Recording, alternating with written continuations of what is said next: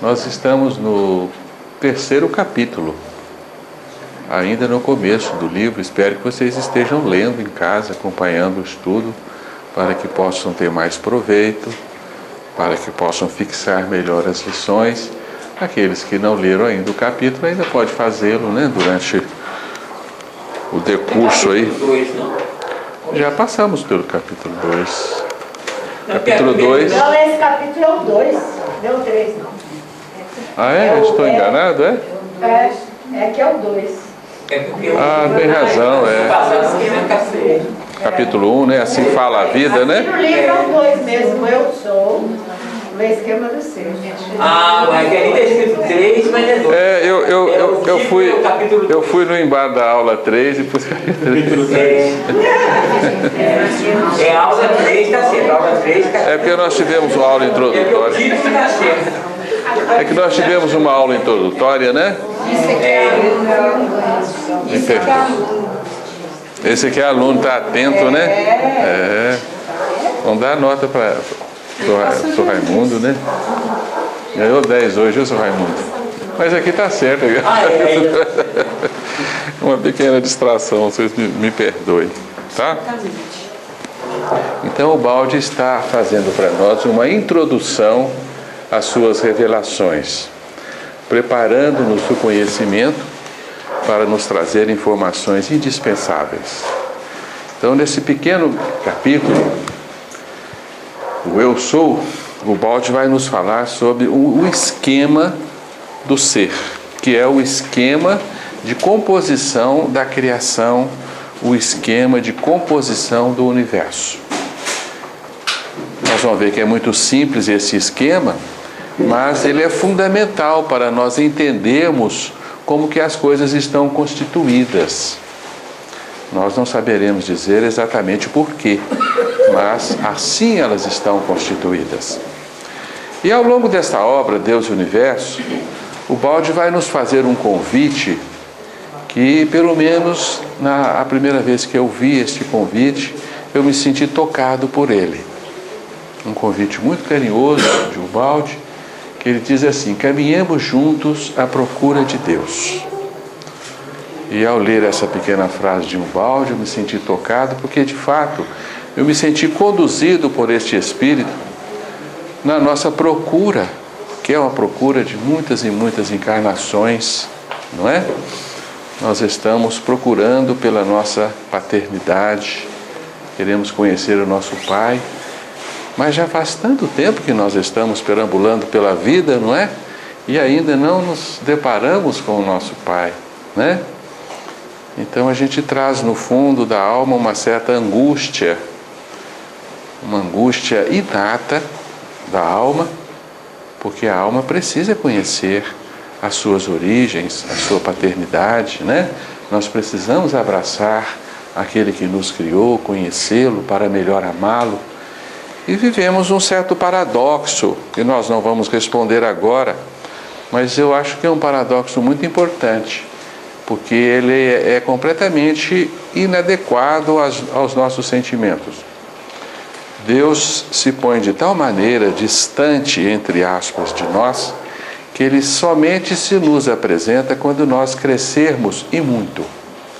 Quando chegarmos à angelitude, além da santidade, é que nós estaremos preparados para conhecer o nosso Pai. Então nós teríamos o direito de reclamar com Ele: mas como, agora que eu sou grande e poderoso, agora que eu te conheço, quando eu era pequeno, jovem, frágil, cheio de temores diante de uma vida ameaçadora, eu não te conheci? Isso nos parece uma grande injustiça, não é? Porque nós nos apresentamos apressadamente aos nossos filhos quando eles nascem, queremos que eles nos conheçam, nos amem, nós os cuidamos. Inclusive os laços que entrelaçam os filhos com os pais são muito intensos. Quando os nossos filhos são tenros, né? Eles estão muito próximos de nós, dormem nas nossas camas, né? De noite, assim, né? E depois a gente sente até saudade disso, embora o incômodo fosse grande naquela época, né? E eles crescem e se vão, não é? E nós somos ao contrário, nós assistimos um processo completamente às avessas, em que a gente se aproxima de Deus à medida que trafegamos pelo oceano do tempo, na larga estrada da evolução. À medida que nós evoluímos é que nós nos aproximamos de Deus. Um paradoxo, né? Que nós não vamos resolver agora, podemos chamar de paradoxo do amor cristão, do amor paterno, né? Porque Deus nos ama tanto quanto ama os anjos, aqueles que estão próximos a Ele, né? E não entendemos por que Deus aparentemente é uma potência ausente da realidade exterior, da realidade visível, né? Como diz Cristo, né, nas bem-aventuranças, só os puros de coração verão a Deus. Então nós temos que purificar o coração para ver o nosso Pai, e nos parece um contrassenso. Mas o Balde vai nos responder devidamente o porquê deste contrassenso, né? Nós vamos entendê-lo daqui um pouco, né? Por enquanto, convém nós nos indignarmos com este paradoxo da constituição das nossas vidas, né? Precisamos crescer, precisamos fazer um esforço hercúleo para desenvolver em nós a angelitude, a fim de encontrarmos o nosso Pai. Então, a procura por Deus nos move desde que nós surgimos na matéria, desde que nós existimos, né? E se tornou um afã permanente a partir do instante que nós despertamos a nossa consciência. Nós demos conta da nossa presença nesse universo e nós nos perguntamos, mas e aí, quem é o autor disso tudo, né? Quem me criou?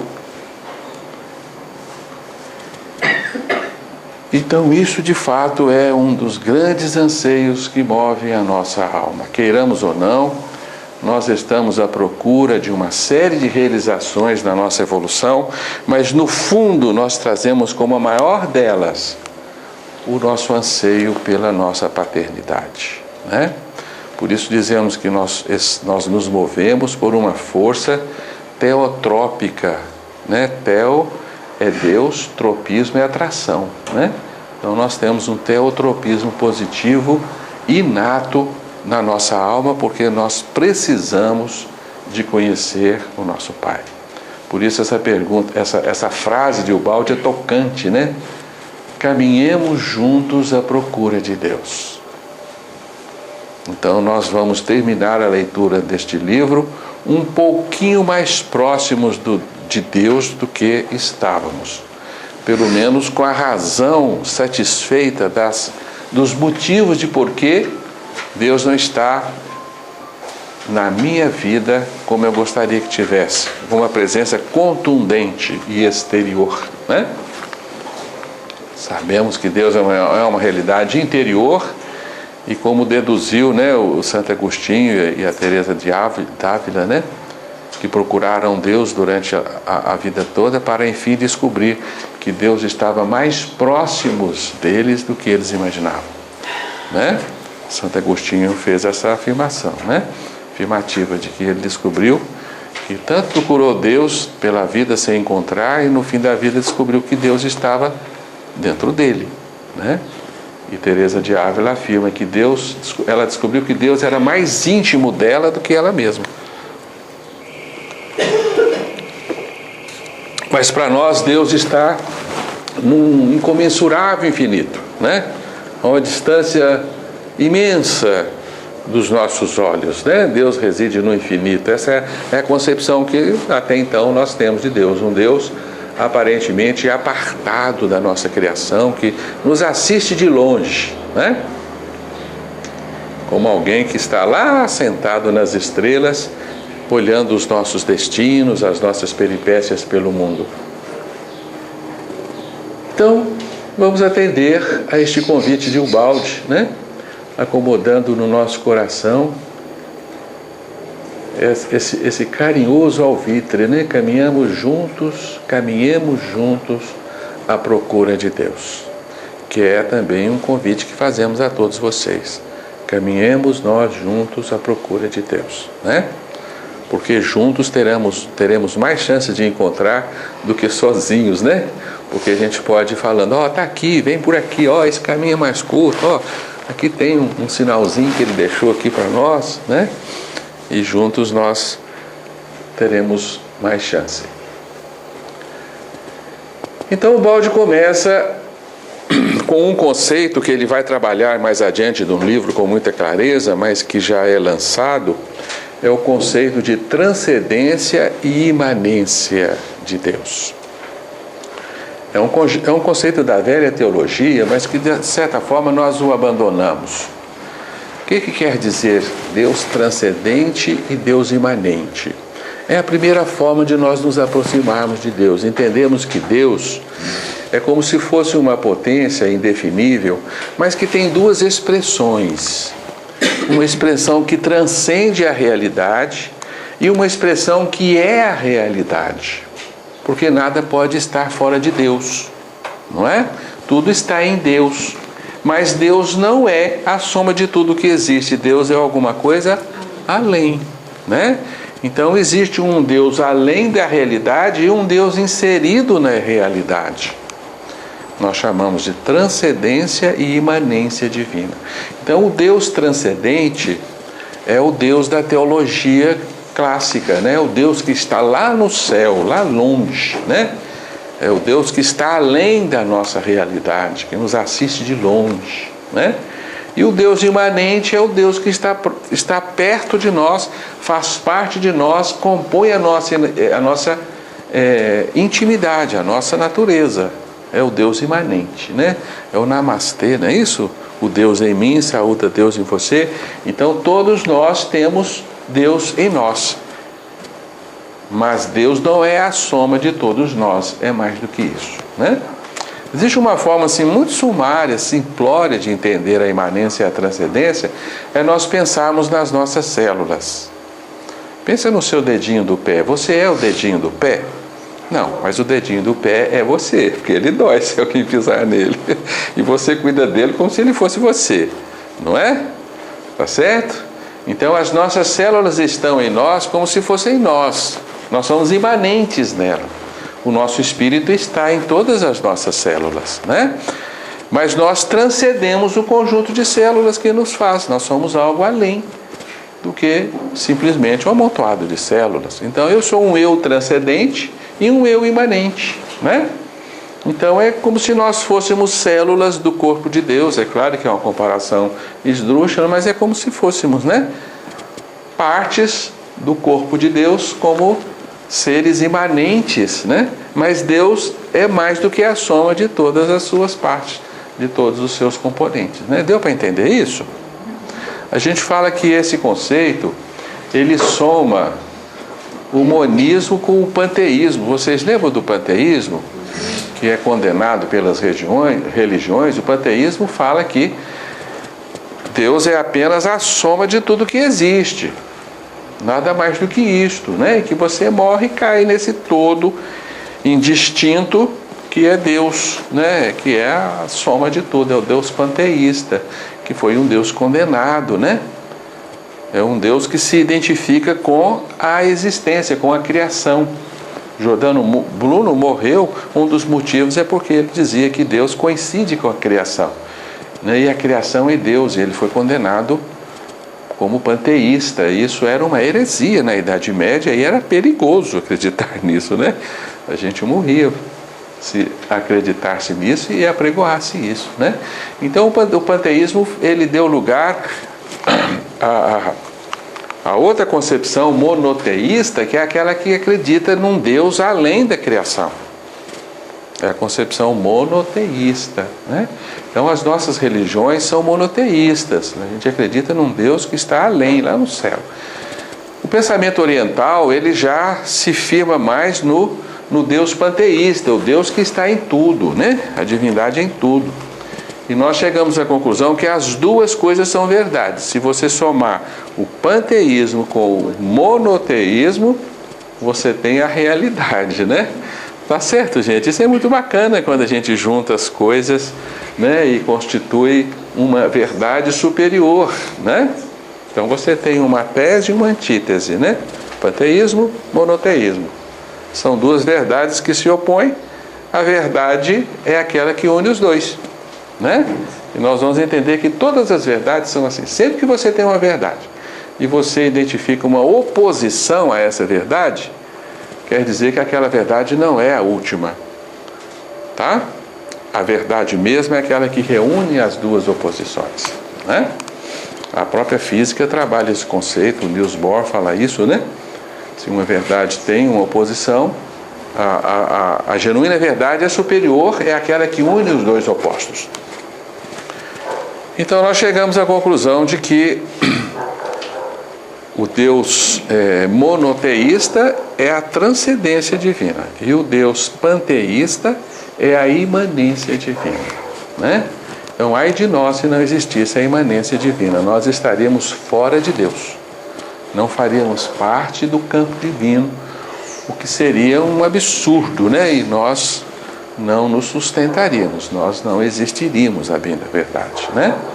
Porque nós estamos em Deus, como diz Paulo, né?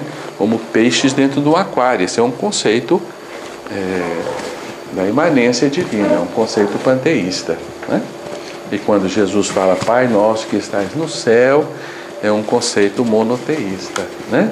Mas os dois são verdadeiros. E ao longo desta obra o Baldi vai nos esclarecer e vai nos falar mais dessa transcendência e dessa imanência divina. Então nós temos em nós a imanência divina. Todos nós somos partes do divino, somos frações do divino, temos o divino em nós, né?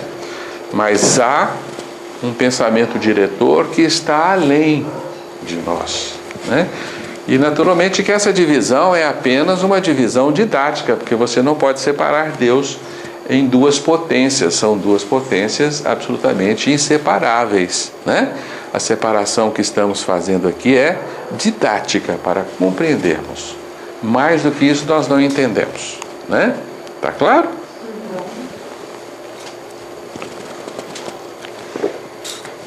Mas esse conceito, como disse, ele vai ser mais trabalhado durante a obra. A procura de Deus em nosso mundo somente nos é possível para o Deus imanente, encerrado na forma. A transcendência divina nós só vamos alcançar com a nossa evolução espiritual, né? Então, quando eu disse para vocês que eu vou abraçar a Deus na angelitude, é o Deus transcendente, né? Porque a imanência divina é inseparável de mim. Todos nós somos deuses, como diz o Cristo, todos somos parte de Deus, né? Então todos somos divinos. Que isso possa reverberar permanentemente no nosso coração, porque quando você enxerga uma pessoa na vida completamente imprópria, né? Um crápula que pronta e borda na sociedade, que mata, né? Você pode pensar, mas ali tem a divindade está ali, é um filho de Deus, um filho querido de Deus, né? Ou ver o sujeito numa sarjeta, né, deitado, embriagado, né? E você até atravessa para o outro lado da rua com um sentimento profundo de desprezo, lembra que ali está também a divindade, né? É isso que a gente possa lembrar disso, né? Nas nossas relações com o outro. Mas no momento, somente a imanência de Deus é acessível à nossa compreensão, à nossa percepção, né? O que é a imanência divina? Como que a gente define essa imanência de Deus? Nós podemos reconhecê-la de diversas formas. A maneira mais comum é enxergarmos a sabedoria inconsciente oculta em todo fenômeno. Todo fenômeno tem uma sabedoria que a gente não sabe de onde vem, não é? Eu me admiro muito quando vejo uma formiguinha miudinha, daquelas pequenininhas, né? Perdidas assim, em cima de uma mesa, em cima de uma parede. E eu me pego pensando, mas como pode um bichinho tão insignificante, cuja vida nada vale para nós, né? Você massacra ela assim com um dedinho, sem o mínimo sentimento.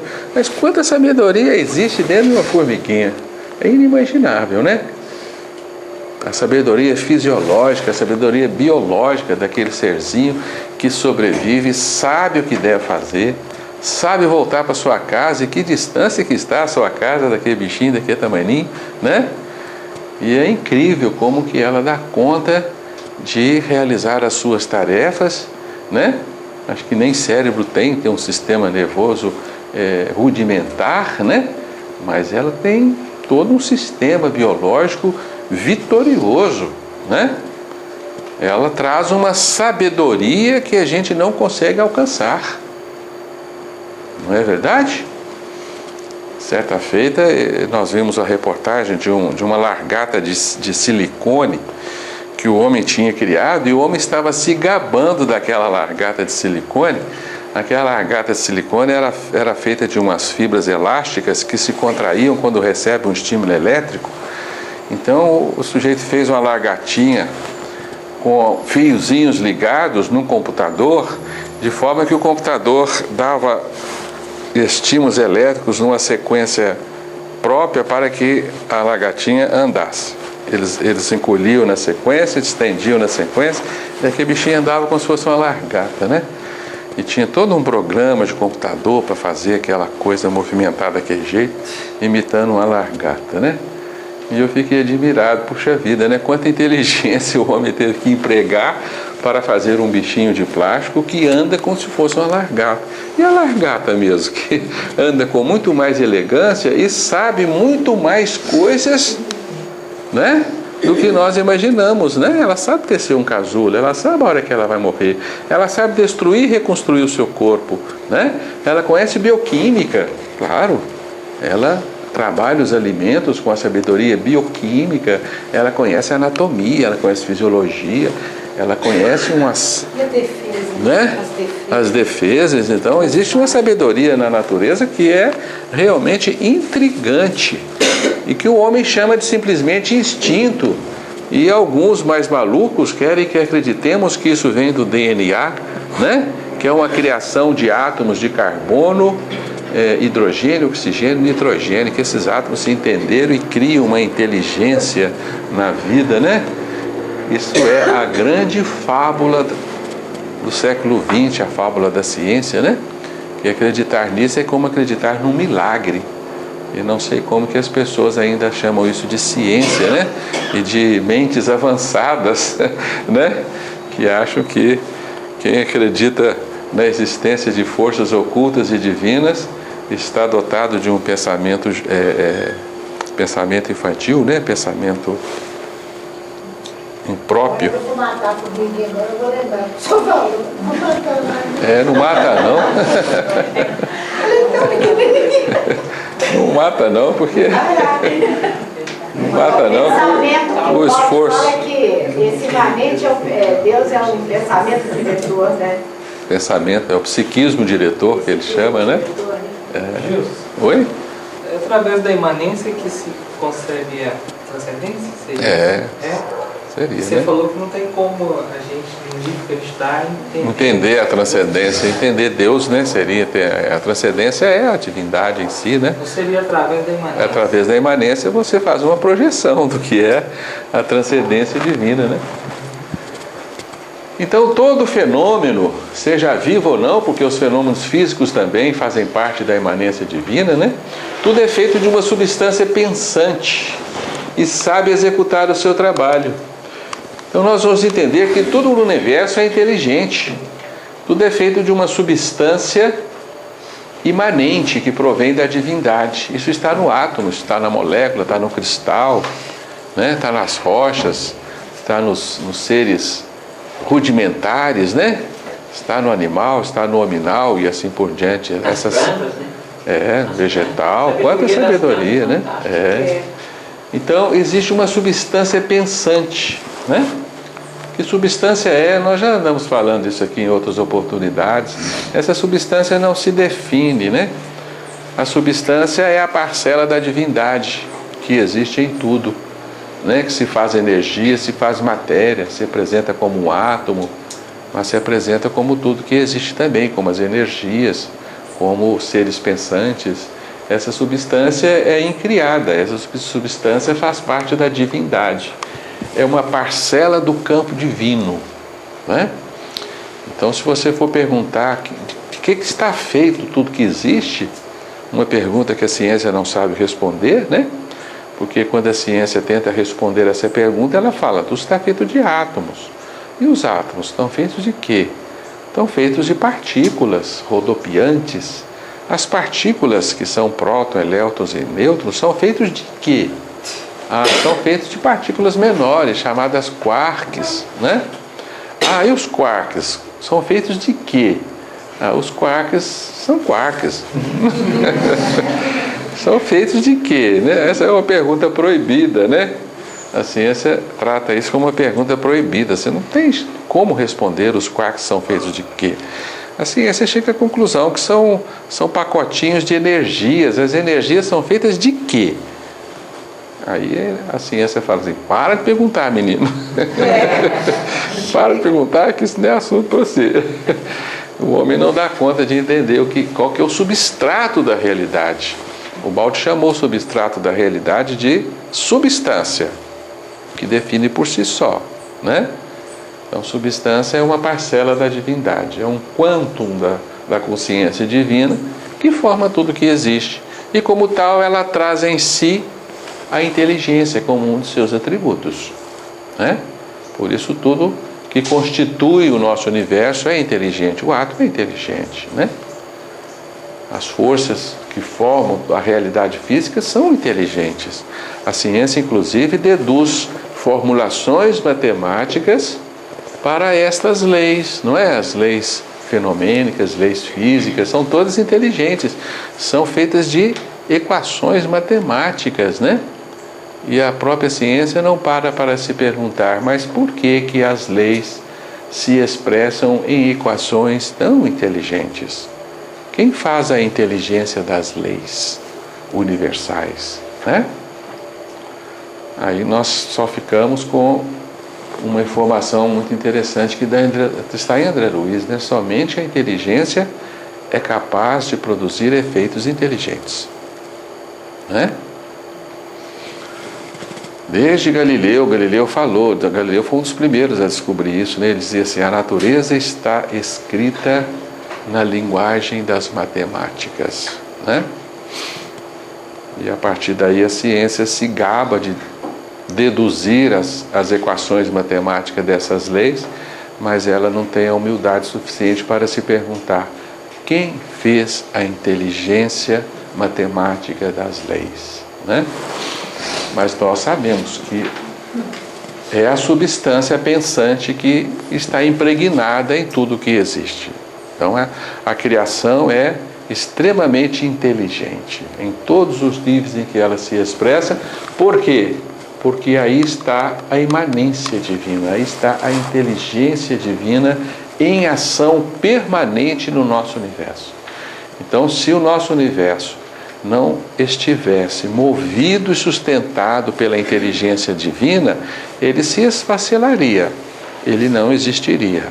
Não haveria coerência alguma na nossa realidade, né? Por isso ninguém se pergunta também por que as leis físicas funcionam aqui e funcionam nas mais distantes galáxias. Quem que foi lá nas galáxias há milhões e milhões de anos-luz de nós falar assim, aqui vocês têm que obedecer a equação, tal equação assim, assim, assado. As massas aqui têm que se atraírem na razão direta, né, de seus pesos, na razão inversa do quadrado de suas distâncias. É assim que vocês têm que se comportar, né? Como que as leis mantêm essa unidade do universo, né? Como que elas se conhecem, né? Quem foi lá nessas estrelas, nessas galáxias longínquas e ordenou que o átomo funcionasse conforme os mesmos protocolos de funcionamento que o fazem funcionar aqui, as mesmas leis, né? Então, essa universalidade das leis é uma contundente constatação da imanência divina no nosso universo. De tal forma que o nosso universo, ele tem um grande pensamento que o sustenta, né? É o consciente universal, né? O nosso universo é produto de uma imensa consciência. O universo é muito mais um grande pensamento do que qualquer outra coisa, né? E nós identificamos aí perfeitamente a imanência divina e a existência de Deus, porque é inquestionável. Você não tem como responder a questão: por que esta inteligência existe em todos os fenômenos? Você não é capaz de imputar isso ao acaso. Imputar isso ao acaso é acreditar no milagre, que é o que a ciência nos pede, né? Porque é verdadeiramente um milagre acreditarmos que os átomos criam suas próprias leis. Eles não têm inteligência para isso. Não é? Portanto, Deus está presente na inconsciência de todos os seres vivos. É a inteligência que supre os conhecimentos necessários à sua vida. E todos os seres têm esta intrigante inteligência, né? Nós temos uma inteligência em nós que nós não nos damos conta disso, né? Alguém aqui sabe desenhar uma molécula de hemoglobina? Não? Depois você digita na internet molécula de hemoglobina, você vê como é que ela é uma molécula super complexa, cheia de voltinhas e dobrinhas e gominhos que entram e saem por aqui e por lá, que se um gominho daquele for diferente, ela não vai funcionar. Ela tem que ter aqueles átomos de ferro, né, que captam oxigênio nos lugares certinhos, né? O sítio tem que ser posicionado naquele lugarzinho certo, né? Então, se derem para vocês um monte de átomos de hidrogênio, carbono, oxigênio, nitrogênio e ferro para vocês montarem uma molécula de hemoglobina, eu quero ver se vocês vão conseguir montar, né? Mas você sabe fazer isso através da sua bioquímica, né?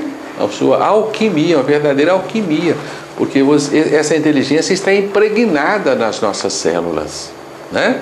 Não venha me dizer que é a sabedoria do DNA que sabe fazer uma molécula de hemoglobina. Não é, em absoluto. O DNA tem só uma sequência de aminoácidos que vão ser fundidos para formar a molécula, mas o projeto da hemoglobina, né? Quem a projetou, né? Quem a constituiu, quem dá o arranjo final nela, nas suas dobras perfeitas, é uma inteligência impalpável que está presente em nós, né? Ô Gilson, só para ajudar a gente a compreender, discernir, né, entre a inteligência e a consciência, facilitar a entender a imanência e a transcendência, né? Porque a imanência de Deus que está aí dentro de nós é a consciência profunda da gente, não é isso? Na questão 23 e 24 do Espírito, a 23 fala que o Espírito é o princípio inteligente do universo, mas na 24 coloca que a inteligência é o atributo essencial do Espírito, né? O atributo essencial. Portanto, esse atributo, ele está em toda a manifestação desse princípio inteligente, lá nos reinos inferiores, da matéria, vegetal, animal. Quando chega na esfera humana, que nós estamos pegando agora, essa inteligência ganha um potencial bem maior, né? E chega para muita gente que inclusive acha que essa inteligência é tudo. Ele acha tanto que ele chega a querer subornar a consciência, né, por algum trabalho. Mas no entanto, essa consciência está sempre presente. Então, na nossa etapa hoje, o nosso trabalho maior é exatamente fazer o discernimento entre o que a consciência desenvolveu e a consciência não, porque a inteligência desenvolveu, né? Que a nossa inteligência é bastante aguçada, já bastante desenvolvida, e pode fazer um discernimento entre a inteligência e a consciência, né? E aí há essa possibilidade de você então entender a imanência. O que é a imanência de Deus em mim? É a minha consciência, não é a minha inteligência. A inteligência é o atributo essencial dela, mas não é ela. Tanto é que eu posso usar a minha inteligência altamente desenvolvida para inverter toda a ordem divina, não é isso? Com certeza. Posso inverter toda a ordem divina, usando o quê? A inteligência, que é o atributo essencial da consciência. É o atributo essencial. E como ele está desenvolvido, ele inverte. Então, aí é onde que nós podemos então aproveitar essa inteligência, buscando as orientações espirituais, exatamente para desvendar essa imanência que é a consciência. É isso mesmo, né? É o fragmento de Deus em nós, né?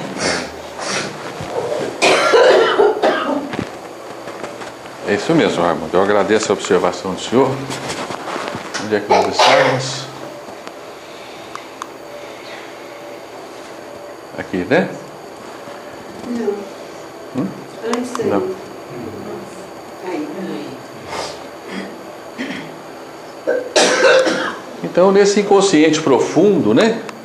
É que reside a nossa imanência. Não é isso, Raimundo? Né? Vamos seguir, gente? Vocês entenderam o que o senhor Raimundo falou aí? Porque a verdade, o Livro dos Espíritos é uma obra fenomenal. O Livro dos Espíritos, cada dia que você lê, você descobre um horizonte. Ali parece que tem conhecimentos tão profundos que a gente passa por cima e não consegue ver. Né? Essa pergunta 23, 24 leva a gente a compreender isso com muita clareza, à medida que você vai refletindo sobre ela.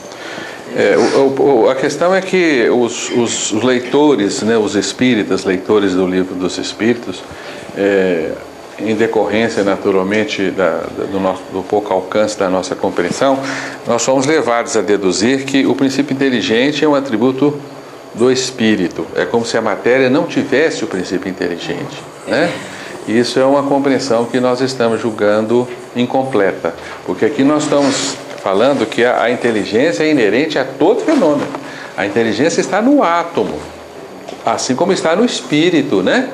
Mas ela está também no átomo, porque nós não podemos separar mais uma coisa da outra, tá? Né? Que é o pensamento monista de Ubaldi, né?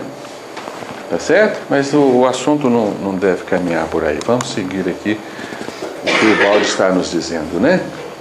Então, o universo está imerso em uma atmosfera de pensamento. Por isso, o físico Fritz Job Capra, né? Ele tem uma frase que eu acho muito bonita, que ele fala que o universo é um grande pensamento, né? E o outro físico, o Amit Goswami, escreveu um livro, né, para nos falar da consciência cósmica, um grande pensamento presente na direção do universo, né? Que para nós essa consciência cósmica, esse consciente divino, é um inconsciente, porque nós não alcançamos atingi-lo, né? Então nós o chamamos de inconsciente. Então ele vai além do instinto, que é mera lembrança do passado, formado pelas experiências de vida. Então, de fato, nós identificamos os instintos nos animais, os instintos nos vegetais, os instintos até presente em nós mesmos. O instinto é um reflexo automático, é um reflexo condicionado que nós aprendemos no exercício da vida, e aquela sabedoria, aquele conhecimento, ela passa a funcionar automaticamente em nós como um instinto, né? Mas o Ubaldi está falando de uma inteligência que alimenta o instinto, leva à formação do instinto e é anterior ao instinto, né? Tá claro? Porque a gente não forma uma molécula de hemoglobina por instinto, não, é por uma inteligência inerente em nós, né? Tá certo? Então nós não devemos confundir isso com o instinto. O instinto, o Ubaldi explica, a inteligência é posterior, ela vem por experiência de vida, por exercícios da vida, né? Enquanto que essa inteligência presente em nós, esse inconsciente divino, é anterior, é a priori, tudo guia, até mesmo a formação dos instintos, né? Ela resolve todos os problemas, supera os obstáculos, é a alma que guia os mais humildes seres da criação, quando nós nos lembramos da formiguinha, né? E ela trabalha para nós onde nós não somos capazes de fazer nada, onde nós somos ignorantes, né?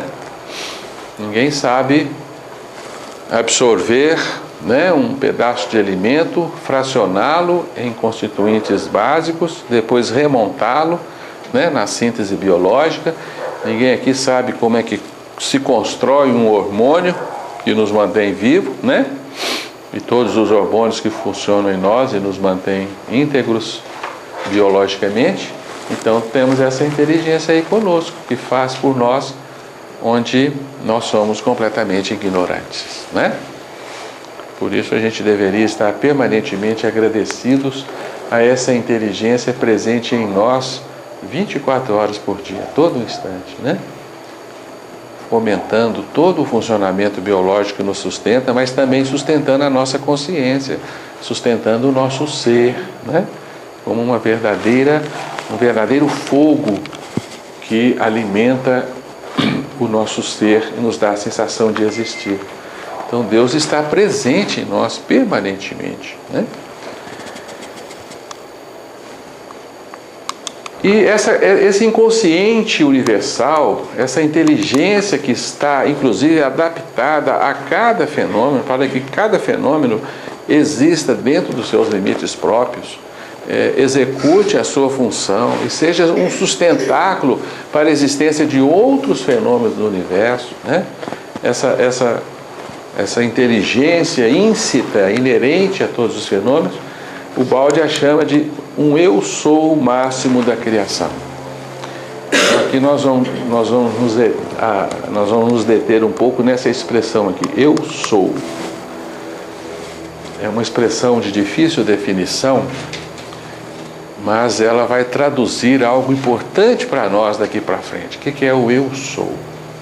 Eu sou é algo que existe. Tudo que existe é um eu sou. Tudo que existe pode dizer eu sou, eu existo, né? Tá certo? Nós vamos encontrar no texto sagrado a expressão referindo-se a Deus, né? Ego sum qui sum. Eu sou aquele que é. Né? Então você não pode definir o que é o eu sou, né? É uma sensação de existir, uma sensação de ser. O eu sou, ele existe em todos os rincões da criação. Tudo que existe no universo é a expressão de um eu sou.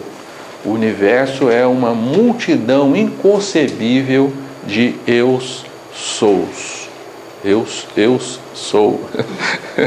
Né? Tá certo? Um plural esquisito esse, né? Tá certo? Então tudo diz eu, né? E se tudo o menor diz eu e os maiores dizem eu, existe um eu maior que tudo, que é o eu sou da criação, que é Deus, né? Então Deus é definido como o eu maior da criação, o eu que reúne todos os outros eus menores, que reúne todas as coleções de eus que se compõem a criação. Já já nós vamos entender que se Deus é um eu, ele só pode criar outros eus, nada mais do que isso. Então tudo é expressão de um eu, como herança da divindade, porque a divindade é um eu. A divindade pode dizer eu sou, né? Então a sensação de ser e de existir é a expressão de um eu sou. E nós vamos concluir com o Baldi que esse é o esquema máximo do universo. É o esquema do ser. O ser está constituído em base a essa sensação de um eu presente na intimidade de tudo que existe, né? Portanto, o Baldi vai nos falar do princípio universal do eu. Tudo grita eu. Se a gente pudesse ouvir todos os fenômenos do universo, nós iríamos ouvir essa música permanente, né? Eu, desde o átomo, a molécula, os cristais, tudo, né? As células, os órgãos, nós, né? Tudo gritando eu. E cada eu possuindo todas as suas vontades, seus desejos, né? Querendo se expressar, querendo ser e existir, né? Cada eu deste como um núcleo de forças, com um núcleo de vontades, né? Vamos ler um pouquinho de Ubaldi. Se toda forma pode existir sem desfazer-se no contínuo transformismo que a constitui, resistindo compacta ao turbilhão das suas mutações, é porque no íntimo de todo ser existe este eu, centro firme na tempestade transformista. Então tudo se transforma. As expressões deste eu, de todos os eus, se transformam, mudam permanentemente, mas o eu não muda, né? Pense em você hoje, você 10 anos atrás, você 20 anos atrás, você 40 anos atrás, Não vou mais longe porque a gente vai ficar velho. Né? Pense em você, em ter mais tenridade quando você se deu conta de ser alguém, né? O seu eu é diferente? Não, hoje você tem experiência de vida, você sabe muito mais coisa, né? Você entende muito mais, mas você é exatamente o mesmo, né? Então o eu é como se fosse um turbilhão que arrebanha materiais do meio ambiente, aqueles materiais integram momentaneamente a sua expressão, mas ele larga aqueles materiais para pegar outros, ao longo de todas as aventuras das nossas vidas, né? Você vai arrebanhando materiais biológicos, construindo corpos aqui e acolá, mas você é sempre o mesmo eu. Não muda jamais, né? Porque é na essência do eu que reside a nossa permanência, né? É na essência do eu que reside a nossa integridade e a nossa eternidade, porque este eu é indestrutível, né? Aquela parábolazinha do hinduísmo, né? A dança do dançarino. Como é que é? Aquela parábolazinha do hinduísmo, né? Do hinduísmo? É, da dança do dançarino. Quer dizer, a dança muda sempre, os dançarinos... O dançarino é o mesmo. É isso? Não importa, você está no ar, você está na planta, está no animal, está no homem. O dançarino é o mesmo. Agora a dança está sempre mudando. Quer dizer, a manifestação muda em constante. É bacana isso. Mas o princípio é sempre o mesmo. É legal, né? Então o universo é uma conjunção de eus. Todo ser existe no tempo enquanto disser eu, né? Dilo o átomo, a molécula, a célula, o mineral, a planta, o animal, o homem, a família, o estado, a humanidade, a terra, o sistema solar, a galáxia, os sistemas galácticos e o próprio cosmo, né? Então existe um eu galáctico, um eu cósmico, né? Além das galáxias. E esse tudo então faz do universo uma conjuntura de eus. Eus sempre jungidos a outros eus que se unem a outros eus e assim sucessivamente, né? Cada coleção de eu, o Baldi chama na grande síntese de unidade coletiva, né? Então o universo se faz de unidades coletivas, dentro de unidades coletivas, dentro de outras, mas todas sempre gritando, eu sou, a todo instante, né? Porque se não fosse isso, nada existiria.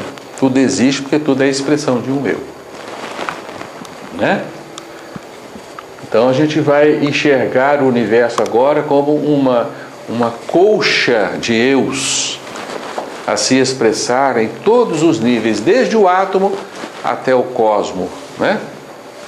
Isso vai terminar no eu que engloba todos os outros eus, que é o eu maior, que é o nosso Pai, né?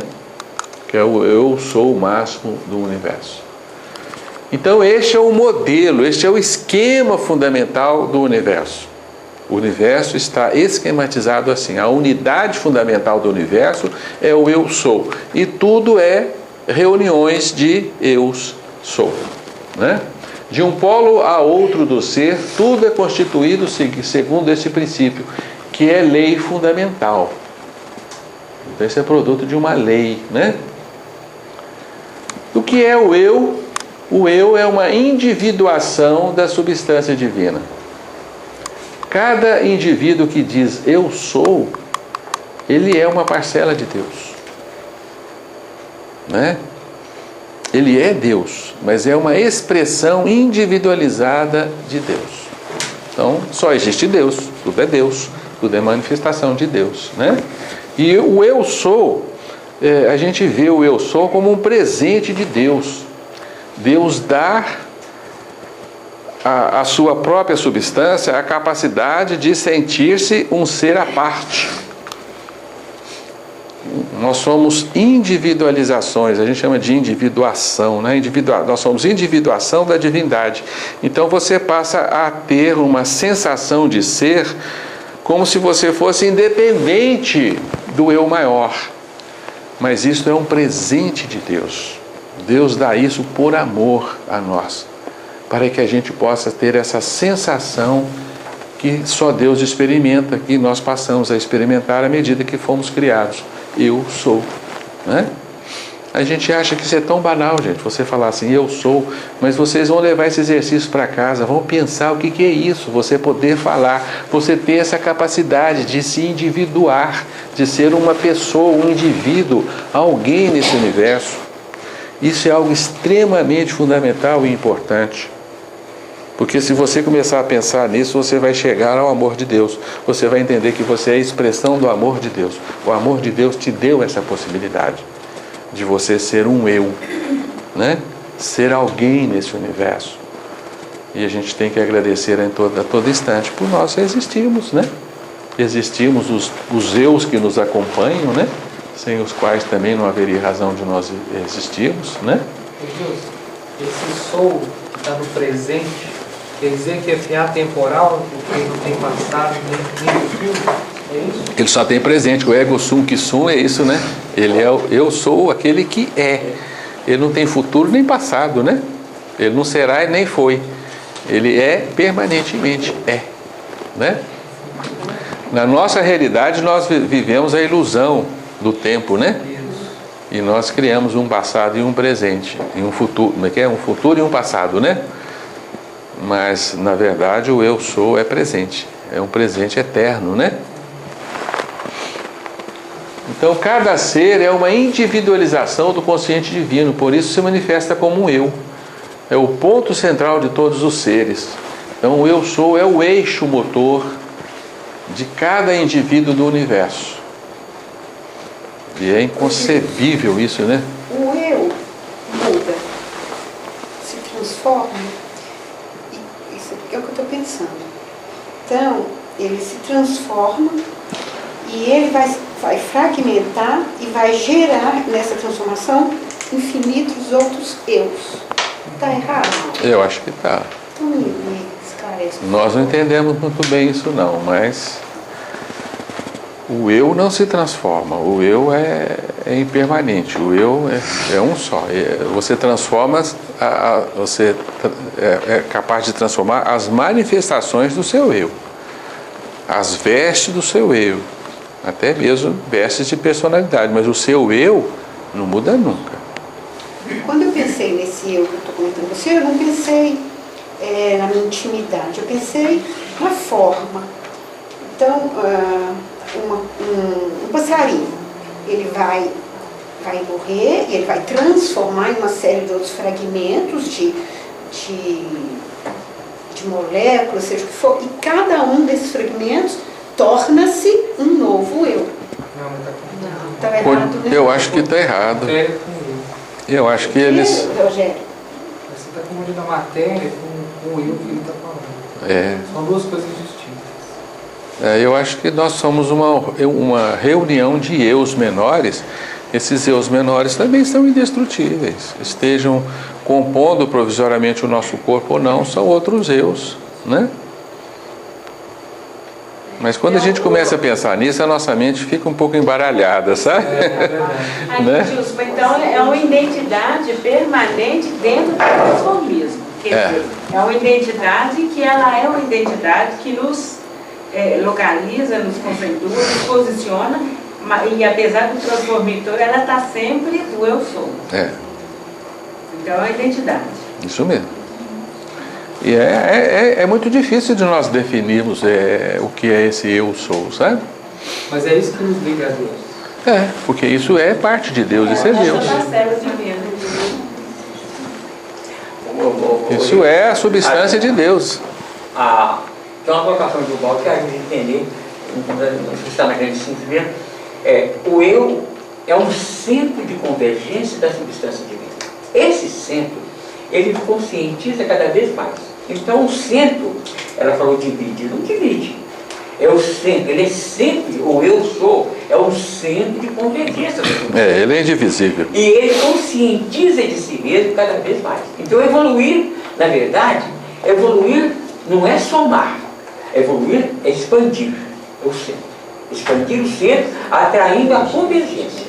Então, quer dizer, quanto mais eu me conscientizo que eu sou, mais eu evoluo. eu sou o centro de convergência.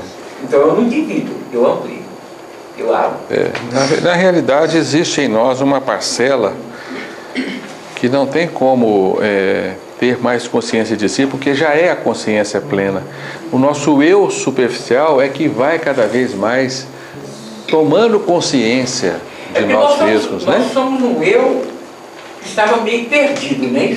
É uma parte do nosso eu, né? Nessa trajetória nós viemos da matéria, nós estamos percorrendo reinos em que nós estávamos nesse eu que eu sou, ele está meio inconsciente.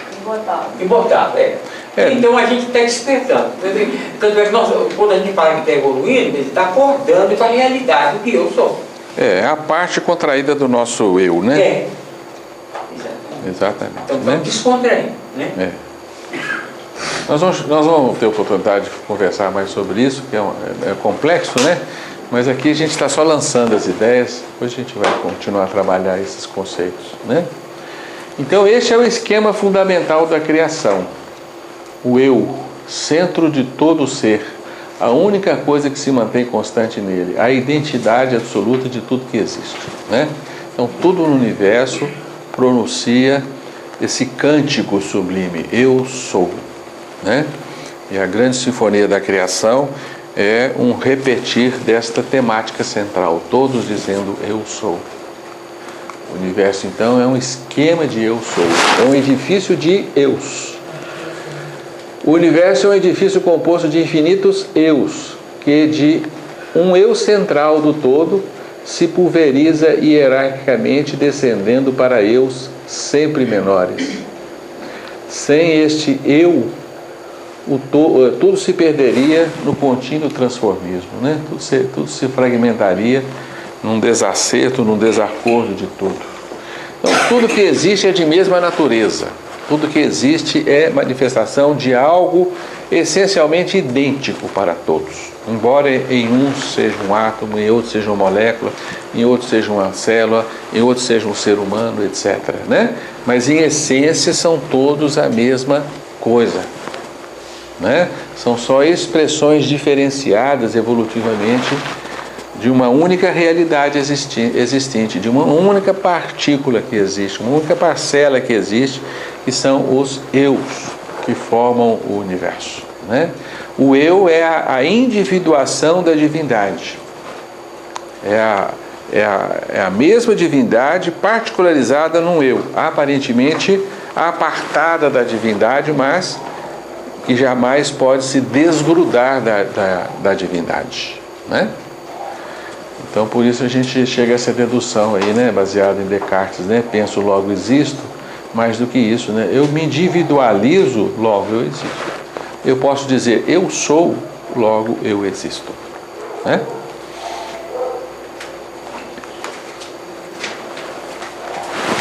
Então, o princípio universal do eu forma tudo que existe. O que torna compacto o universo é ser ele um eu, né? O universo, então, ele traduz a existência de um eu sou máximo, que é o princípio atrativo unitário, é o princípio de convergência de tudo, que é Deus. E todos os eus se atraem, todos os eus estão coligados, né? Por isso, essa permanente atração por formar núcleos no nosso universo. Nosso universo é uma conjunção de núcleos, né? O átomo tem o seu núcleo, a célula tem o seu núcleo, né? A semente é um pequeno núcleo do ser, né? E todo ser vivo é a expressão de um núcleo, né? Que reúne outros núcleos ao seu redor. A família é um núcleo, né? Uma sociedade é um núcleo, né? Uma nação é um núcleo, um planeta é um núcleo, um sistema solar é um núcleo, está tudo nucleado, tudo tem núcleos que se irradiam, não é assim? Cada núcleo é a expressão de um eu sou, né? Nós somos pequenos núcleos neste universo, arrebanhamos uma série de núcleos e nos expressamos dentro de uma outra série de núcleos, né? Todos repetindo o mesmo refrão, todo núcleo dizendo eu sou, todo núcleo sendo cópia do núcleo maior, todo núcleo é um centro de convergências, né? Nós somos pequenos centros de convergências, né? Convergemos toda essa matéria biológica que nos serve, costumamos convergir interesses, propósitos, vontades, né? E todos são expressões dessa convergência, levando-nos até mesmo a digladiarmos uns com os outros, né? Pela competição de convergências, né? Então, na verdade, o universo é uma família de eus, interrelacionados dos menores aos maiores. Uma confraternização de eus, menores em unidades maiores, né? Nós vamos observar que, infelizmente, chega num nível que essa confraternização aí, ela destoa um pouco, né? E ela entra em atrito, torna-se não uma confraternização, mas um núcleo de disputas, mas isso é outro assunto, né? Então o universo não pode existir enquanto não fala eu sou. O eu sou é a alma de tudo que existe, o princípio animador. E Deus é o eu sou máximo do universo.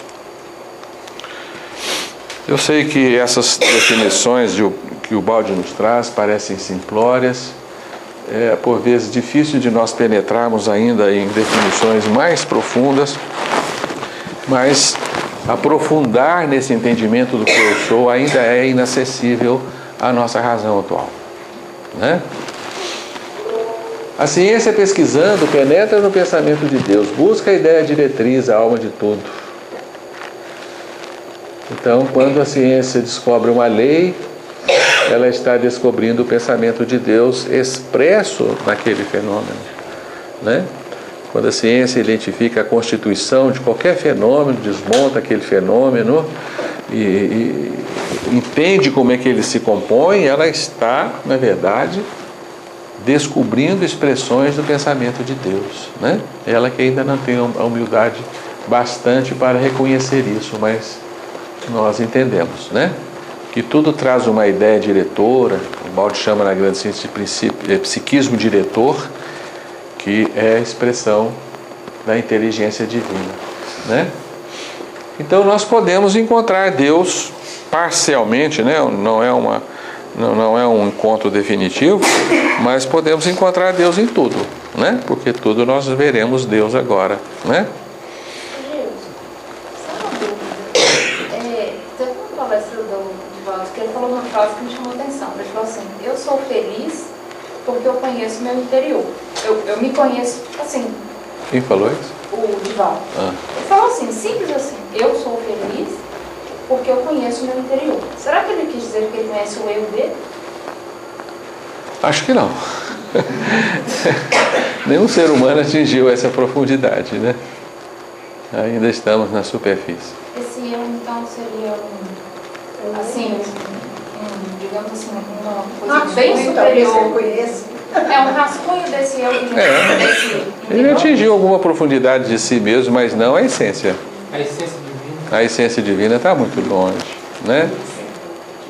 Se nós não conhecêssemos completamente, nós não estaríamos mais nesse mundo, não, né? Eu acho que não. Acho que é muita pretensão a gente dizer que se conhece completamente, se conhece o seu interior completamente. O nosso interior é inalcançável, né? Nós somos o infinito por dentro, ainda não temos olhos para alcançar os nossos limites interiores, né? Tem coisa feia, né? Feia? Sei lá. Essa profundidade ela é divina, ela é pura e perfeita. É uma luz, na verdade. Não, a essência é pura e perfeita. A impureza vem de fora. Antes de chegar lá, você vai ver as suas impurezas, suas mazelas de vidas passadas, seus desatinos, suas culpas. Isso é feio. Né? Você andou aprontando, mas lá na intimidade mais profunda, não. Lá está a nossa pureza, lá está o diamante que reside em nós, que é a nossa divindade, né? Até chegar lá. Pois é, ué. Então isso aí é uma frase relativa, né? relativo, mas eu relativo. por ele, de repente, né? Talvez ele tenha conhecimento, porque ele foi em outras existências até certo ponto, e ele se sente até certo ponto satisfeito, né? Mas Tem uma relatividade. é relativo, né? Não é absoluto, senão ele não estaria mais aqui, não. Seria uma entidade angelical, né? Tá certo? Portanto, Deus existe em tudo. Isto é a expressão da imanência divina.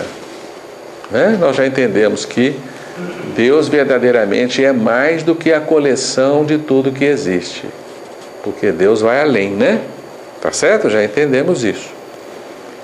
Porque se ficarmos só nessa frase aí, a gente cai no panteísmo, né? Então tudo vai repetir um tipo único. Os menores são cópias semelhantes dos maiores, no caso máximo. Cada parte reproduz o universal esquema do ser. Cada criatura repete o divino princípio unitário. Cada alma é idêntica à alma do todo. Isso é extraordinário. Existe um princípio fundamental de identidade. Então nós somos irmãos do átomo, somos irmãos do cristal, somos irmãos da planta, dos animais, de tudo que forma a natureza e o universo. Estamos imersos numa irmandade absoluta, numa identidade absoluta de expressões. Nós apenas nos manifestamos temporariamente de formas diferentes e achamos que somos muito diferentes, mas não. Nós somos iguais à matéria. A matéria é igual a nós. Tudo está feito de um mesmo princípio, um mesmo fundamento, uma mesma constituição. Tudo está feito de eus, e os eus são todos idênticos.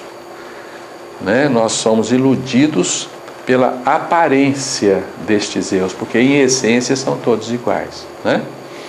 Isso é um pensamento que a gente chama de monismo, né?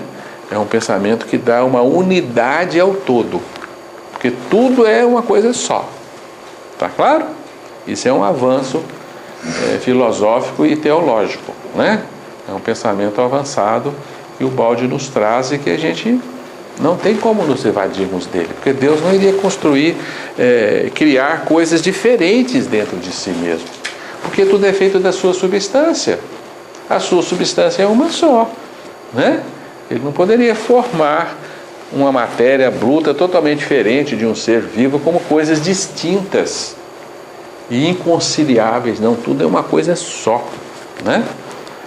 Isso nos dá um profundo sentimento de unidade, de irmandade. Não é à toa que Francisco de Assis expressava isso, né? Você sentia irmão de tudo, né? Até da pedra, né? Então o universo tem essa constituição curiosa em que o menor copia o maior do máximo ao mínimo. Vocês sabem que estrutura é essa que copia este fundamento, este princípio? Tem uma estrutura matemática, e vocês podem ver isso no computador, né? Se chama fractal. Então o universo é uma estrutura em fractal. Aqui temos um espelho partido, que o Balde nos fala do espelho, quando se parte. Cada parte do espelho é capaz de refletir o todo, né? Você pode partir um espelho em tamanhos distintos e você vai ter sempre a expressão refletida da realidade naquele espelho. O espelho será sempre o mesmo, né? Embora ele pareça ter dimensões diferentes, mas ele está refletindo a mesma realidade. Então, cada parte do universo é o reflexo do todo. O todo está na parte. É o conceito da dualismo, né? O todo está na parte. A parte contém o todo. O micro é igual ao macro, né? Então, tudo é uma coisa só. O universo está dentro do átomo. O universo está dentro de nós. Nós somos tão potentes quanto o universo ao nosso redor. Todos os fundamentos que formam o universo geram galáxias e sóis e mundos. Esses fundamentos estão em nós, né? Então a estrutura fractal é exatamente a melhor estrutura para nós entendermos a constituição do universo. Cada eixo desse aqui é um eu sou. E cada pequeno eu sou é a mesma figura do eu sou maior. Isso é a estrutura fractal. Por exemplo, uma couve-flor. Corta um galinho da couve-flor, ela é igual à couve-flor grande. Corta o galinho do galinho, é igual à couve-flor grande. Corta o galinho do galinho do galinho, é igual à couve-flor grande, né? Um pinheiro, corta um galho de um pinheiro, ele é igual à árvore inteira. Corta o galho do galho, ele é igual à árvore inteira. Corta o galho do galho do galho, ele é igual à árvore inteira. Tá? E assim vai até a gente não poder enxergar mais essa identidade, mas ela jamais termina. Né? A parte vai ser sempre igual ao todo. Tá? Foi isso que eu quis dizer. Oi? Foi isso que eu quis dizer. Foi isso que eu quis dizer. Ah, foi? Então fala de novo que eu não entendi. Foi isso que eu quis dizer. Então fala de novo. Eu não entendi o que você disse. Um todo. Eu me embananei no que você falou. Bananou, né? É. Eu também, né? Não, também não, fala de novo, vou entender. Então, um todo, quando ele cai à terra, que ele vai se transformar entre pequenas partes, ele cria outros eus. Ou seja, a árvore, você não partiu o galho dela? Então ela fragmentou. Tá? Mas ela é um eu do Supremo, do maior. Aí você fragmentou de novo, aquela terceira parte, ela é o eu, ou seja, desse aqui e desse aqui. Sim, assim você está certo. A gente só embanana, né, a gente embodosca, eu também me embodosco, é quando você fala que você vai criando outros eus menores. Será que você cria esses eus menores, não são existentes? Quer dizer que o eu que fracionou desse total é o eu... Ele é uma junção de eu menores, porque eu não sei se ele cria outros eus, né? Talvez só Deus cria outros eus. Vai juntando, não transforma. Acho que nós embodocamos na palavra. Na criação. A criação. Na palavra, Porque nós somos co-criadores, a gente cria em base ao que já é criado, né? Para você criar um outro eu, acho que é só Deus que cria um outro eu, sabe? É só nisso aí que nós embodocamos, né? Tá certo? Mas você é uma reunião de outros deuses menores, de outros eus menores, né? Tá certo? Oi? Uma perguntinha. Se nós somos irmãos de tudo, a gente então não deveria se alimentar de nada. Né? essa é mais embodocante. Essa é mais embodocante. Essa é mais... Não há como não nos alimentarmos de outros eus, né? Nós só não deveríamos alimentar da morte do outro, né? Da destruição do outro, né? Mas é uma ordem universal que todos os eus devem sustentar outros eus. Essa é a condenação. Nessa condenação, né? Então a questão mais é na morte. No sacrifício, mais do que a morte, no sacrifício. No sacrifício, porque a planta morre para te alimentar. O fruto morre para te sustentar. Tem uma lei aí, né? Mas é do sacrifício, você tem razão, né? Da dor do outro, né? Não é porque diz que o grande, ele plantava, né? E quando estava naquela fase assim, de germinar, que eu não entendo bem porque eu nunca plantei, ele não alimentava. Ainda não estava na hora de matar a plantinha. Na hora que ela começa a morrer, você come ela. Deixar o ciclo dela se Está uma alma sem que já entendeu, né? Os veganos. Mas o sustentáculo da criação é o amor. Cada eu deveria doar para o outro eu, né? Doar sem amor, né? Para que esse conjunto todo subsista. O verdadeiro alimento é o amor, não é a destruição do outro, né? Por que a gente vive assim, nós vamos chegar mais adiante a tentar responder essa questão, né? Então esse aqui é um fractal, existem muitas estruturas em fractais. Os fractais são formados por equações matemáticas que você joga no computador, ele cria uma imagem em que cada parte repete o desenho da figura maior, né? Tá? Então esse desenho aqui, ó, essa espiral grandona aqui, ó, ela se repete nas menores, aqui tem outra, dentro dessa aqui tem outra, tá? No computador você dá um zoom disso aqui, você vai ver que esse mesmo desenho vai formar aqui, esse desenhozinho aqui, ó, é igual a esse desenhozinho aqui, ó, né? Isso é a constituição do universo, né? Que é fruto da inteligência divina, né? Então essa é a lição do dia, sabe? A lição do primeiro capítulo, aliás o segundo, agora que está certo, né, senhor? Nós vamos para o terceiro, né? A lição do segundo capítulo é nós entendermos essa constituição do universo, esse esquema máximo em base ao qual o universo está formado. O universo é uma conjuntura de eu sou, né? Eu sou é o modelo, é o protótipo do universo, né? E nós existimos como um eu sou inserido dentro dessa multidão de eu sou, né?